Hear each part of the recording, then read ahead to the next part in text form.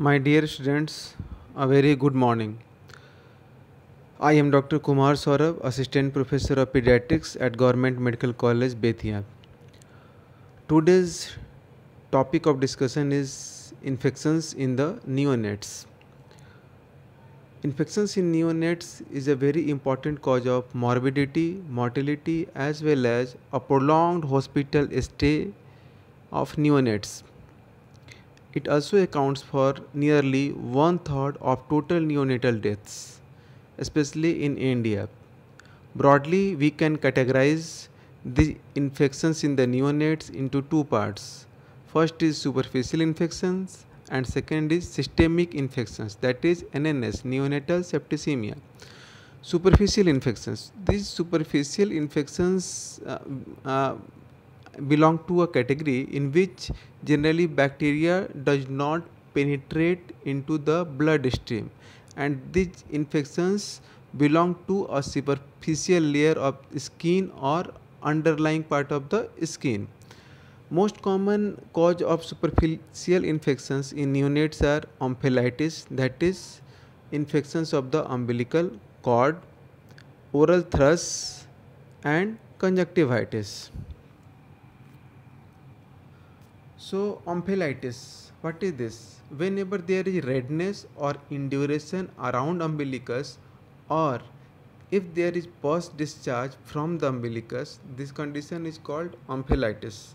In most of the cases, omphalitis is of low grade or mild severity. Whenever we decide it by the size of the induration around the umbilicus. Whenever this induration is less than 1 centimeter in diameter, then it is a mild type and we can treat it by simple local cleaning with antiseptics like 0.5% Jensen violet or povidone iodine or mupirocin ointment.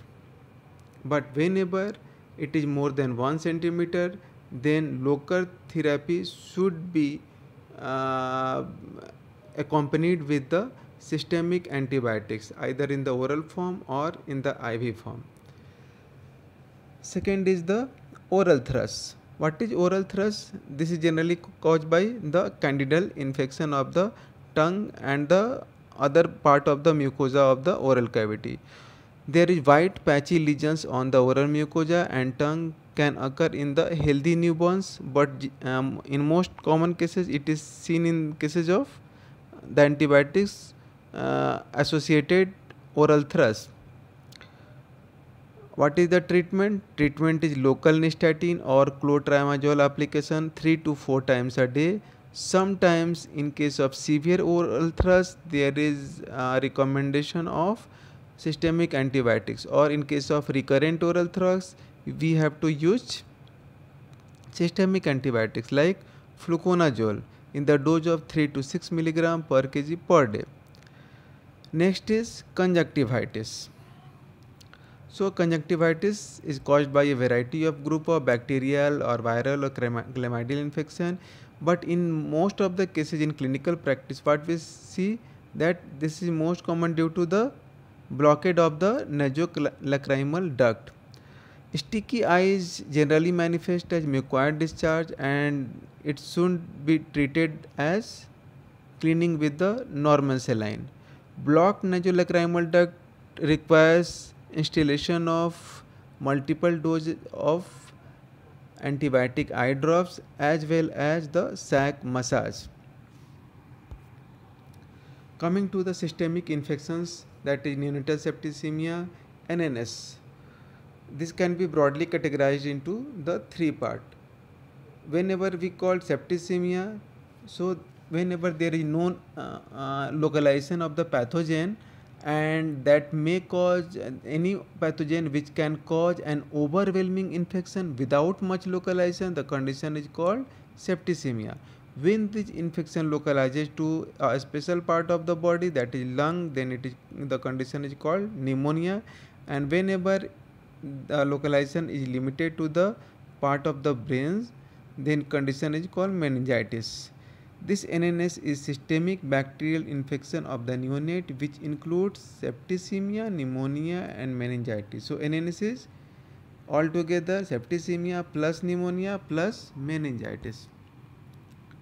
Classification. Broadly, we can classify this neonatal infection or neonatal septicemia in the two parts depending upon the time of onset of the first symptom.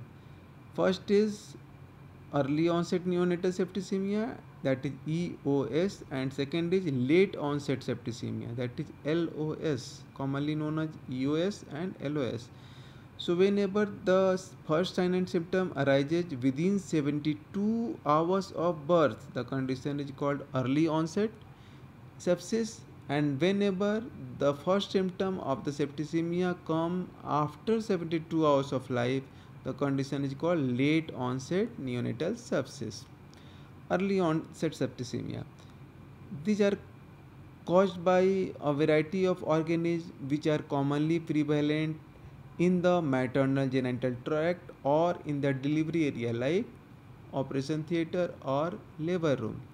Most commonly, these are caused by the pathogens residing inside the genital tract, that is the gram-negative organism like E. coli, Klebsiella and Enterobacter, most commonly found in cases of Indian early onset septicemia, whereas Listeria and Group B Streptococcus infections are common in the Western countries.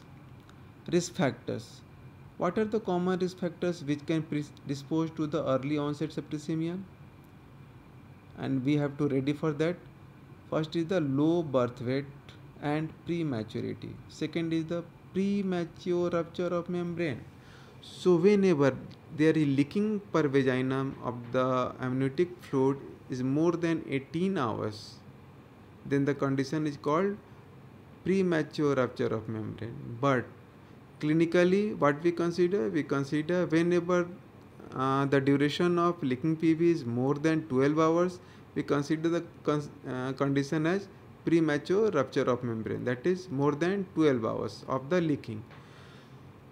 If this leaking is associated with the foul smelling liquor, then whatever the duration, it is an associated risk factor. Multiple vaginal examination. So whenever there is 3 or more vaginal examination, the condition is called multiple vaginal examination, and it is a separate risk factor for the early onset septicemia. Maternal fever within the 14 days of the birth and prolonged and obstructed labor with or without perinatal asphyxia is a very important cause in developing countries like ours. Aspiration of meconium leading to meconium aspiration syndrome is also a very common cause of early onset sepsis. This early onset sepsis is commonly manifest as pneumonia, that is respiratory distress, fast breathing, chest retraction and grunting, and it less commonly present as meningitis and septicemia. EOS. So this, if whenever there is prolonged rupture of membrane, this increases the risk of the septicemia by many folds, and it comprises almost 1% compared to the baseline incidence of 0.3%, that is almost 3 times more chance of EOS in case of premature rupture of membrane. Chorioamnitis. What is chorioamnitis? Whenever there is fever, maternal fever plus lower abdominal pain or lower abdominal tenderness plus there is foul smelling discharge per vaginum, the condition is called chorioamnitis. Just remember, what is chorioamnitis? Chorioamnitis is diagnosed by maternal fever plus lower uterine pain and tenderness plus foul and smelling discharge. So whenever there is evidence of chorioamnitis in the mother, this increases the risk of EOS by 2 to 3 times. Prematurity and low birth weight is a very high risk group, and it has a potential to of EOS almost 10 times than the normal birth weight infants and term babies. Perinatal asphyxia. Asphyxia is associated with depressed immune function and interventional procedures like IV lines, multiple diagnostic procedure associated with the needle prick, central venous line, and peripheral catheters, which increases the risk of infection by 4%. Male gender is an independent risk factor for EOAS, which is associated with 2 to 6 times higher risk. Late onset septicemia. Late onset septicemia is generally transmitted through the hands of caregivers like mother of the baby, other caregivers, doctors, and hospital staffs. And this late onset septicemia is caused by the organism prevalent in the external environment of home or hospital. This LOS commonly present as meningitis or septicemia and less commonly as pneumonia. This LOS is mainly caused by gram-negative organisms like Pseudomonas, E. coli, Acinetobacter, Proteus, Cytobacter, coagulase-positive Staphylococci, and coagulase-negative Streptococci. In this day, in case of hospital-acquired late onset septicemia, methicillin-resistant Staph aureus, vancomycin-resistant Staph aureus, and other resistant form of the Staph aureus is a very important cause of hospital-acquired late onset septicemia. So your first homework is you have to categorize the anti-staphylococcal drugs and you have to write down their names in the higher susceptibility order. Like you have to start with the methicillin sensitive Staphylococcus aureus drugs like ampicillin, like cloxacillin, and then you have to categorize the patient drug as MRSA, that is methicillin resistant, then linezolid LRSA, linezolid resistant, and other drugs. So you have to write down drugs in the increasing order of susceptibility. This is a homework, first homework for you. Late onset septicemia risk factors. What are the common risk factors for LOS? That is low birth weight and prematurity, lack of breastfeeding, poor cord care, superficial infection like pyoderma and omphalitis can proceed to late onset septicemia. Aspiration of feeds, needle pricks in hospital stay like causes for phototherapy and for other reason. If you have admitted the baby and you are going for the multiple needle prick for the test, or you are giving intravenous fluid either through the superficial line or peripheral line or central line, then it is an independent risk factor for the LOS. Mechanical ventilation is also a risk factor for LOS. Case definition. A National Neonatology Forum, that is NNF, has decided case definition for NNS as given below. First is the proven sepsis. What is proven sepsis?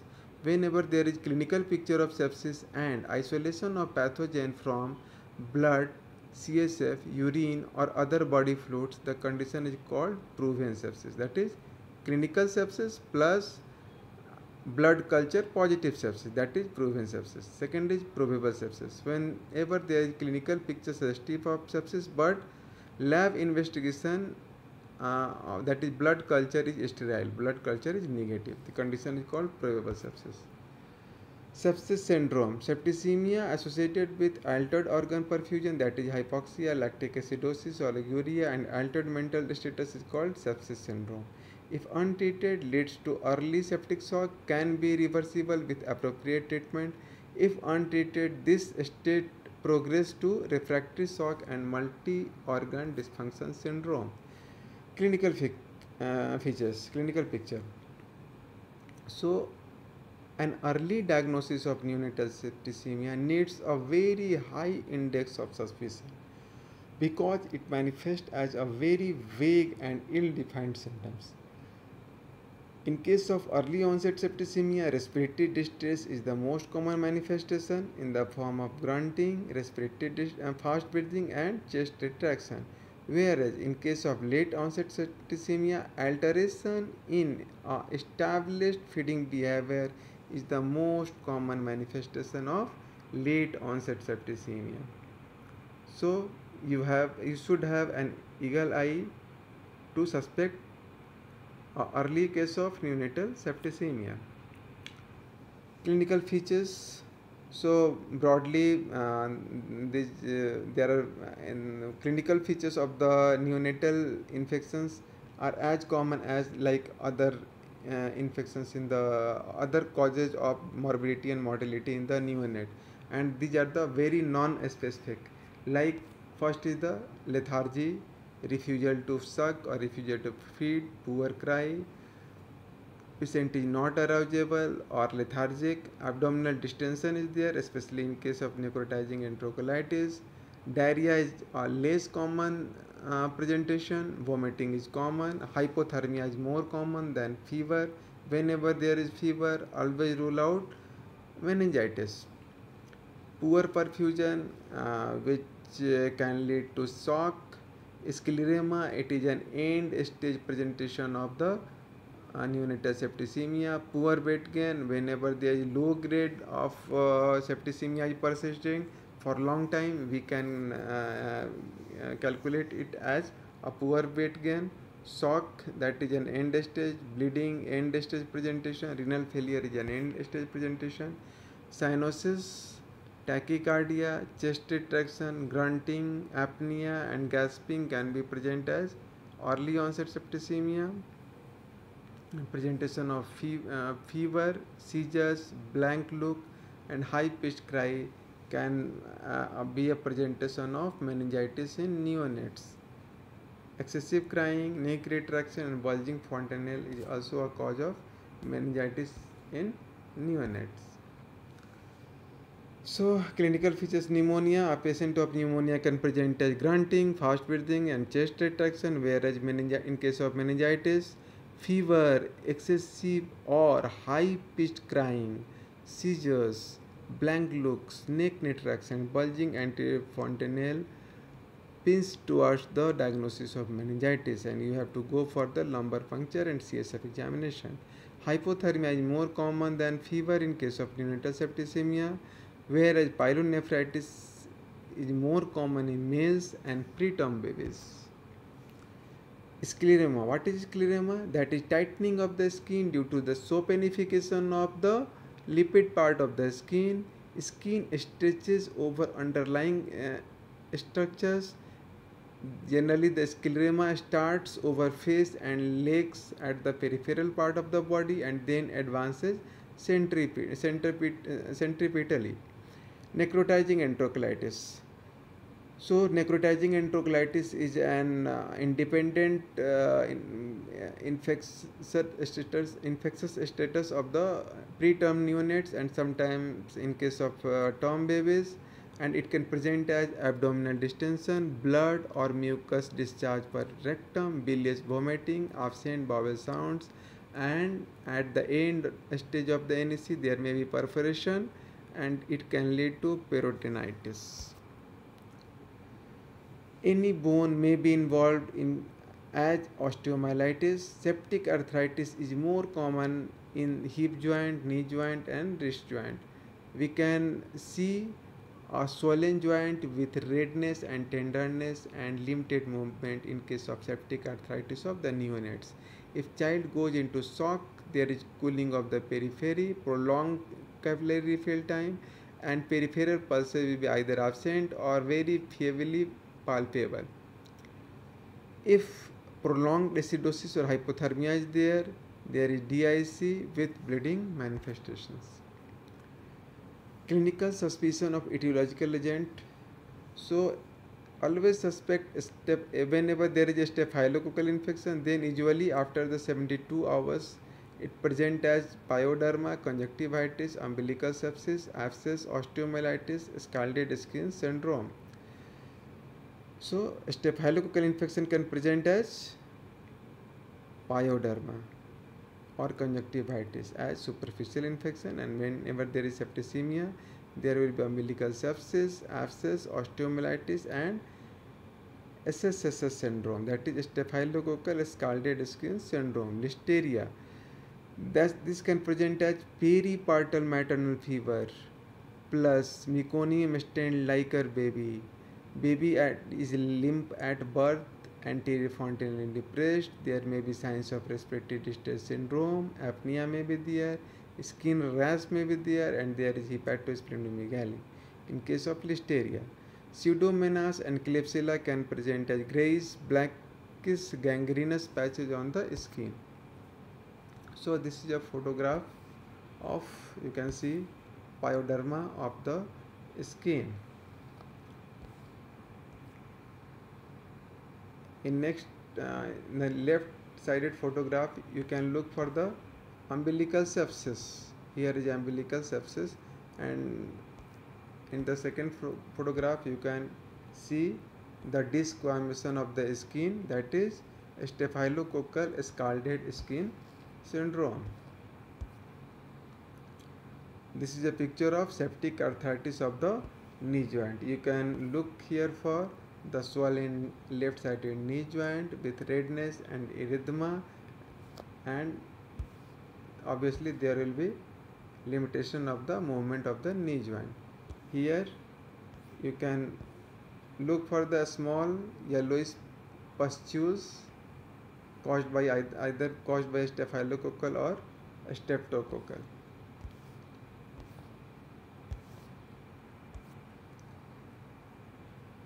So this picture is very devastating and disturbing. So this is an end stage infection caused by the Pseudomonas species. You can look for the ecthyma gangrenosum like lesions. These blackish lesions are ecthyma gangrenosum type lesions caused by the Pseudomonas and sometimes Klebsiella, mainly by the Pseudomonas. So coming to the investigation part. So what is the gold standard of the diagnosis of neonatal septicemia? That is blood culture is the gold standard for the diagnosis. So what are the non-specific diagnostic tests? We can go for the non-specific diagnostic test through the neonatal sepsis screen. What is sepsis screen? Sepsis screen should be performed in equivocal cases. In the early cases, a panel of tests consisting of total leukocyte count, absolute neutrophil count, immature to total neutrophil ratio, and CRP and micro ESI. This 5 entity constitutes sepsis screen, and whenever the 2 entity of this 5 total of 5 entity is positive, the condition is called positive septic screen. So if the total leukocyte count is less than 5000 per cubic millimeter, and if the absolute neutrophilic count is less than 1800 per cubic millimeter, or if immature to total neutrophil ratio is more than 20%, CRP is more than 1 milligram per deciliter, or sometimes in few cases of other labs, if it is more than 6 milligram per deciliter, and micro ESR is 15 mm or more in the first hour. These all conditions, then and the if in all these 5 conditions, if 2 conditions is positive, the condition is called positive septic screen.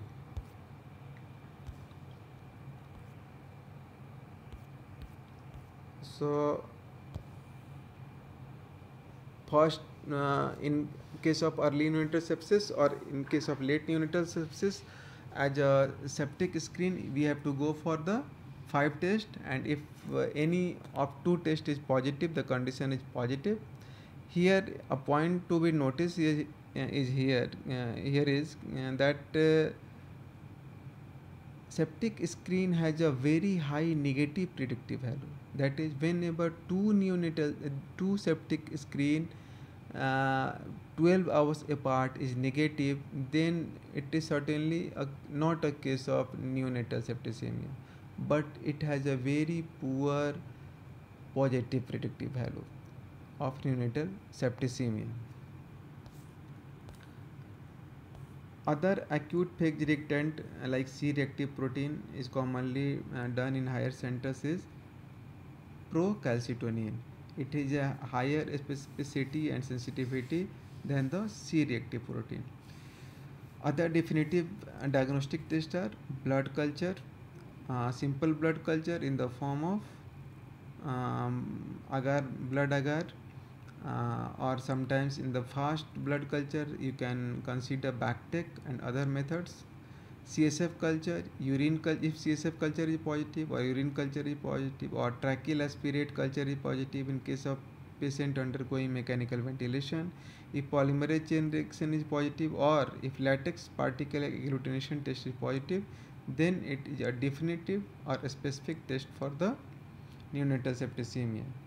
Overall, first test is septic screen, and gold standard test is blood culture. Blood culture. So the blood is collected through the venipuncture site, and that site should be thoroughly sterilized. And what is the process? We have 3-step process. First we have to wipe out the venipuncture site with alcohol, then povidone iodine, then again with the alcohol, then let the space dry for few seconds, and like 30 dry for 30 seconds, then take 0.5 to 1 ml of blood in 5 to 10 ml of container, and the blood sample to the volume of the broth should be 1:10.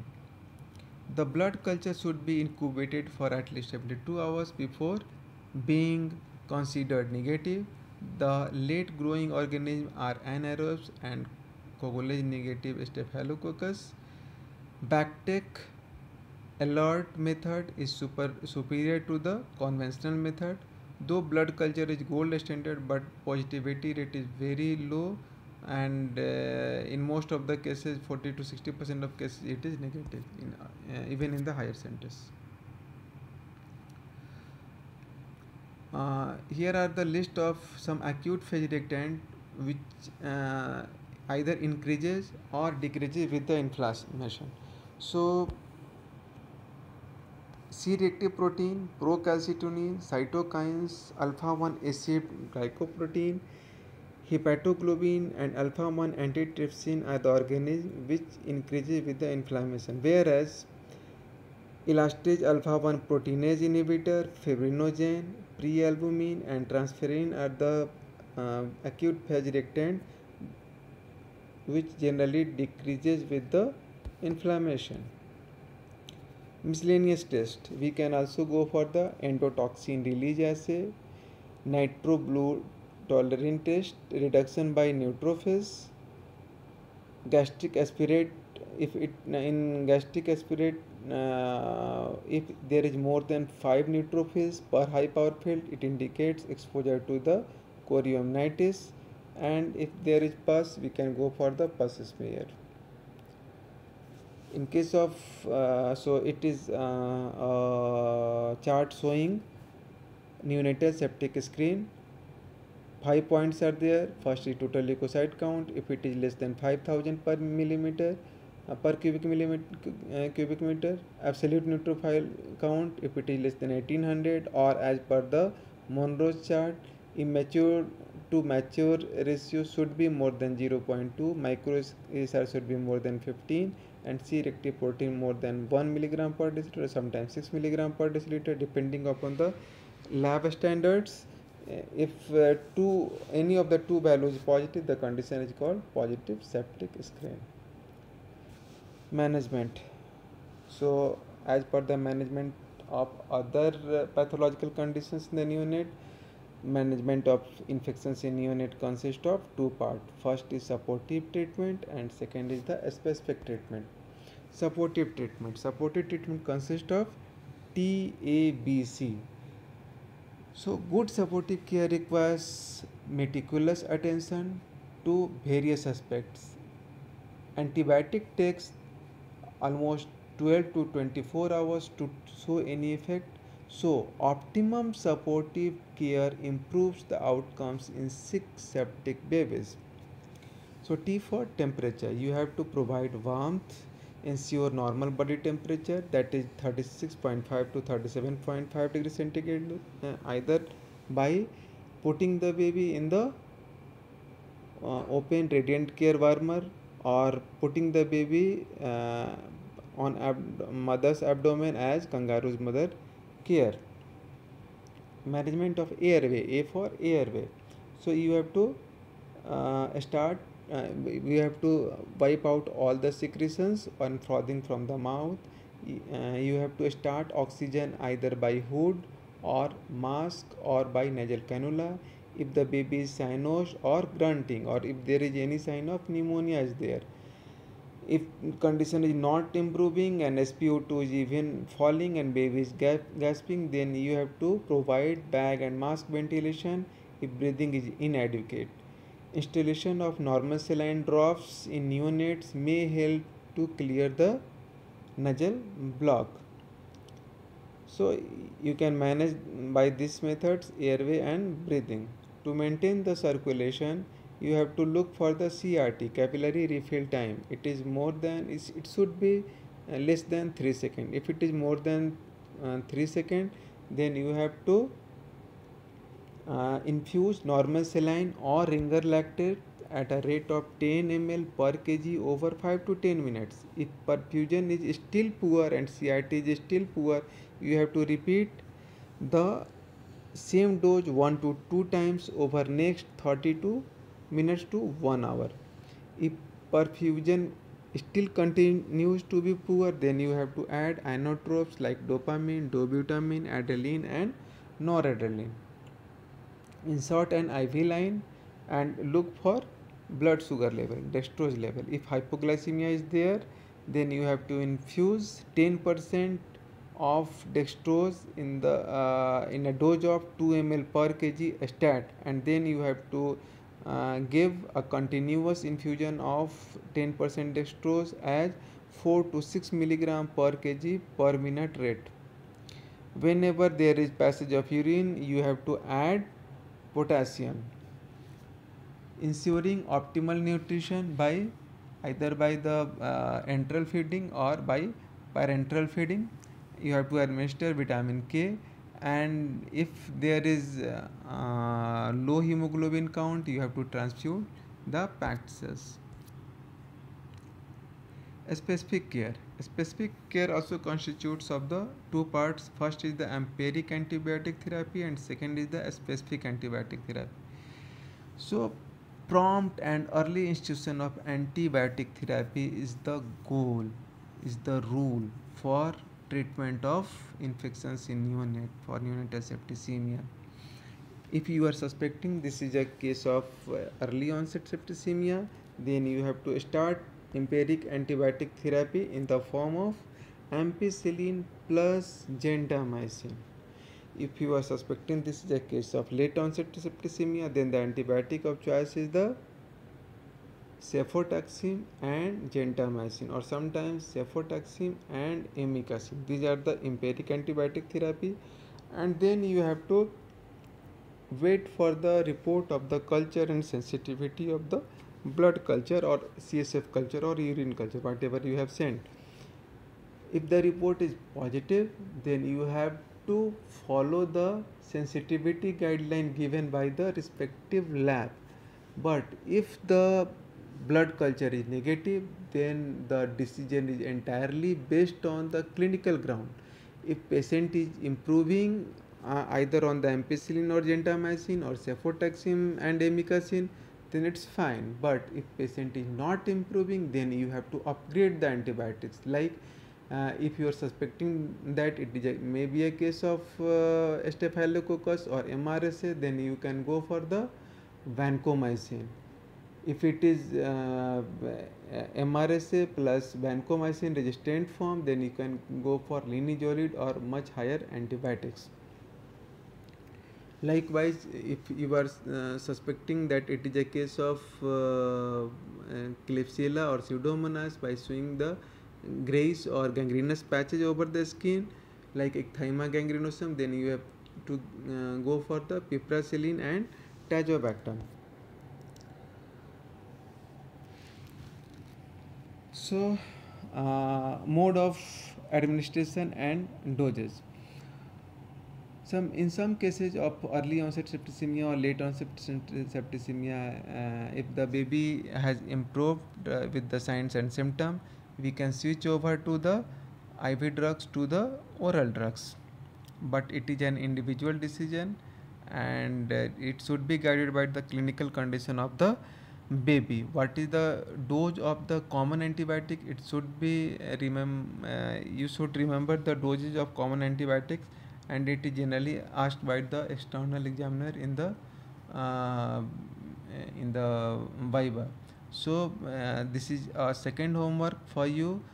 You have to write down the dose of ampicillin, gentamicin, cefotaxime, amikacin, vancomycin, and cloxacillin on WhatsApp group. First, in first lot, I am giving on roll number of few students which have to go for the answer of this specific question. Roll number 7, roll number 17, roll number 27, roll number 37, and roll number 47. This all roll number will write down the answer of this specific question on the WhatsApp group.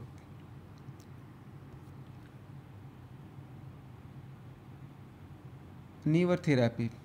Suppose even after upgrading the antibiotics like vancomycin, meropenem, aztreonam, patient condition is not improving. Then what we have to do? We can go for the newer therapy like intravenous immunoglobulin. It sometimes it helps.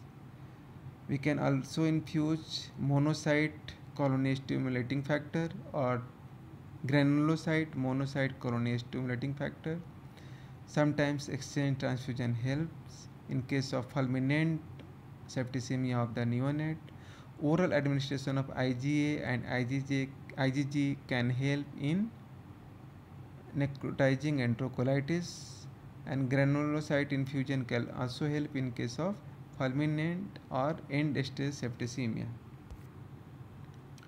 Monitoring. So periodicity and documentation of all parameters like heart rate, respiratory rate, capillary refill time, weight of the baby, urine output, stool output, and oxygen saturation of the blood at a specific airflow. The monitoring of this data with the periodicity like 3 hourly interval, 2 hourly interval, or 1 hourly interval can provide a very good feedback of the ongoing treatment, and this all monitoring can lead to a very good outcome in even in the fulminant neonatal septicemia. Outcome of the neonatal septicemia depend on the birth weight. Higher the birth weight, better will be the outcome. Likewise, maturity, a term baby has a better outcome than the premature baby.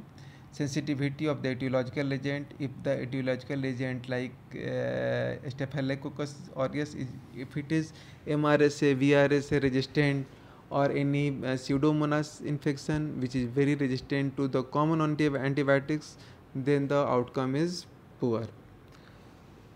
Early onset septicemia is generally has a poor outcome than late onset septicemia. Mortality rate is as high as 45 to 58% even at the higher centers. So what are the common preventive methods by which we can prevent infections in the neonate? First and foremost is hand washing with 5 steps of proper hand washing. Second is the isolation.